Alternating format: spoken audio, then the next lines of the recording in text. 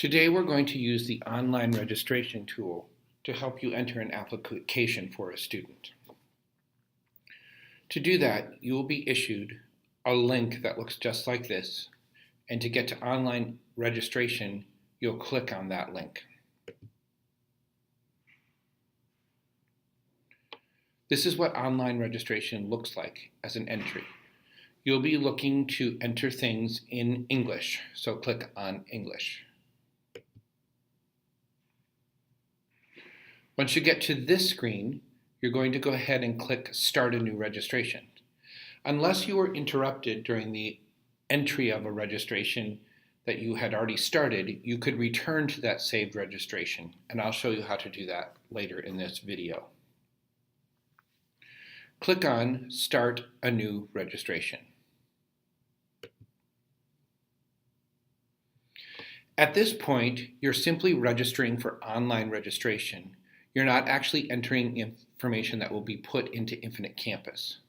Although the information that you do enter here will be transferred over into Infinite Campus as a courtesy and an ease for you. The first thing that you're going to do is you're going to enter the guardian's first name, last name, and a birth date.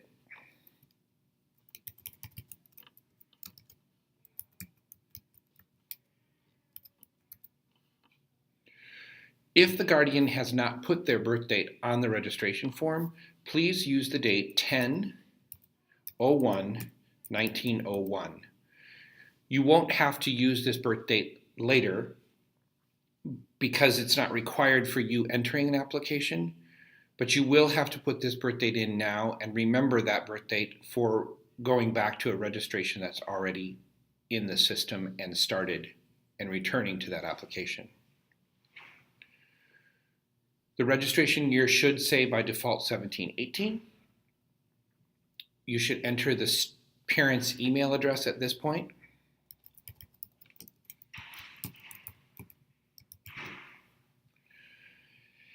And ignore the box about the student previously attending this district. That's for parents only, and since parents aren't entering these forms, you are. We don't want them to get an email letting them know that they can actually enter this into the system. We want you to enter it since they've already turned in the paperwork.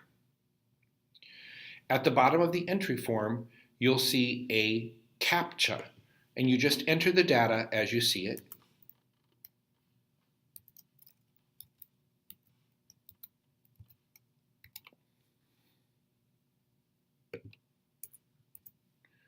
Check it against what you see. If you don't understand what you're looking at and you can't tell what it is, you can click on this reCAPTCHA here and it'll get a new image for you. You click the Begin Registration button and you will be given a confirmation number. You should write this confirmation number on the top of the application that you're processing, along with your initials and the date on which you started it. Your entry could look something like confirmation number 63, your initials, and a date. You may need this confirmation number to come back to this application if you're interrupted in the middle.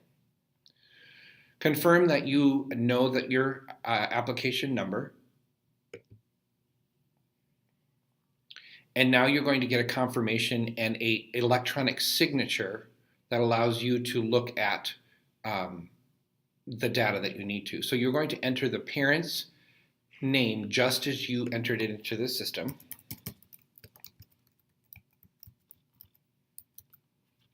And submit. That will bring you to the welcome page. There are several pieces of information on this screen. These are really for parents and not for you. You'll be given the helpline for you to ask questions about this at a different in the email that you'll receive. Click on Begin. The first thing that you're going to be asked for is the primary household phone number. This should be listed in the student information part of the application that you're looking at.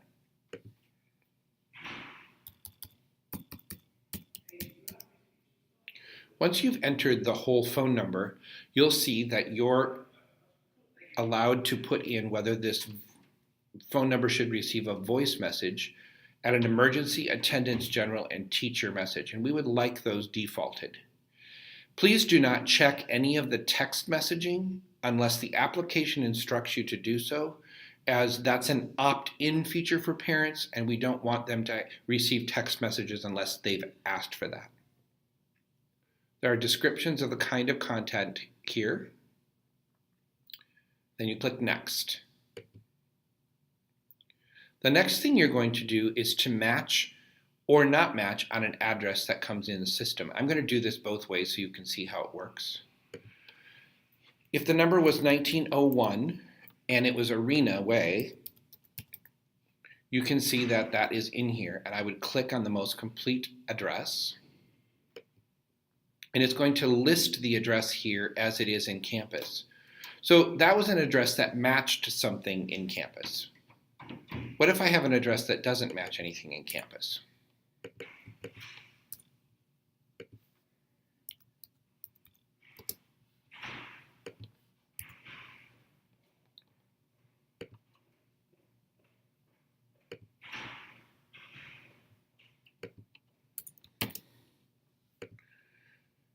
If you had an address that didn't match anything in campus, then you could save the address that you entered here, and later on it will be entered into campus in the processing part of OLR. One other shortcut we'd like to share with you is if you happen to have an apartment number that works.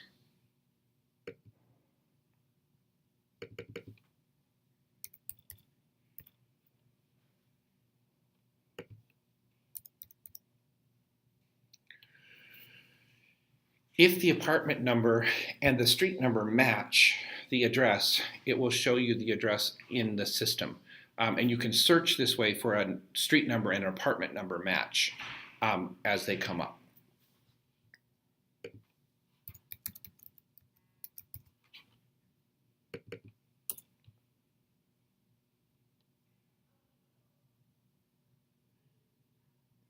Let's go back to our 1901. Arena Boulevard.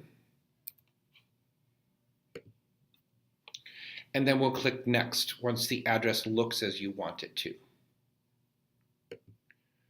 You're going to be asked if there's a separate mailing address from the physical address of the people that you're entering the application for. If there is no separate mailing address, you don't have to do anything because it will be defaulted that the household has no separate mailing address. If there is a mailing address, please uncheck the box and enter the mailing address in here by post office box if you'd like.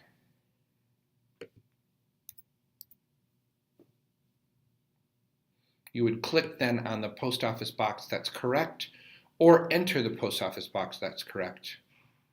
Again, if there is no second address, don't enter anything in here, and then you'll click Save and Continue.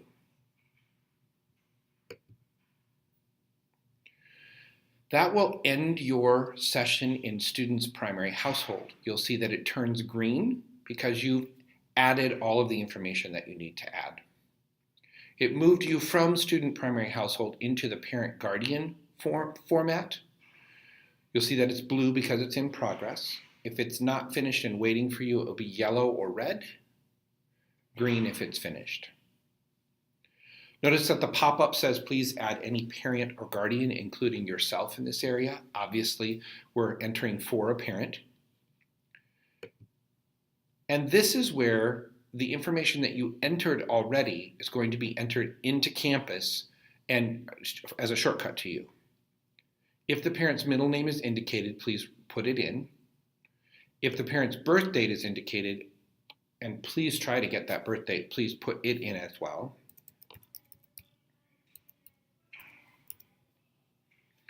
Their gender is mandatory. And if they live at the same address as the student, please make sure that this box stays checked.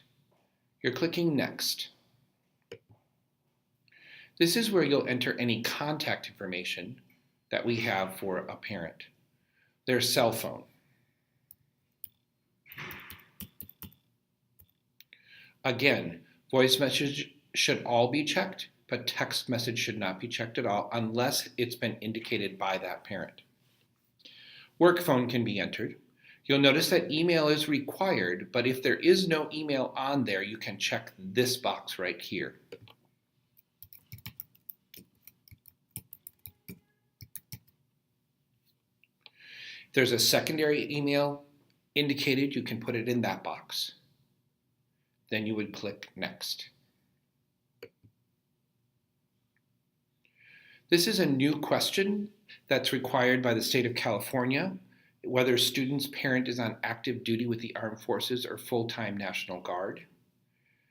This will be on applications in the future. If you happen to have an application where this question is not asked, please answer no, unless you absolutely positively know that that person is a member of the Armed Forces or full-time National Guard.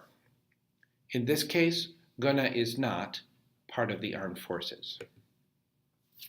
And then we're going to click Next.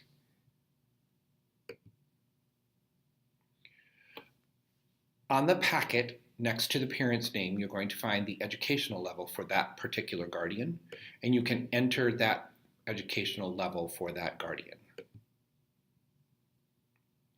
Click Save and Continue. This will bring you back to the initial parent-guardian screen, where you will be able to add the second guardian. I'm clicking on the second guardian, and you'll notice that I can enter their name,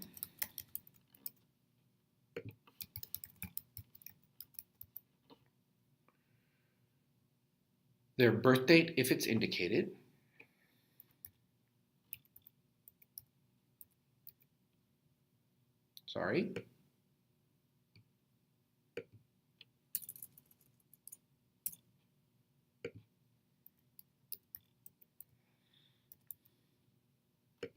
and their gender. Let's pretend that this parent doesn't live at the same address as this student's primary household. Then if I uncheck that box, I could either not provide an address for this parent or provide an address for this parent in the same way that I did before. For the time being, we're going to check this box as if the two parents live at the same household. Please click Next. The same kind of contact information can be entered.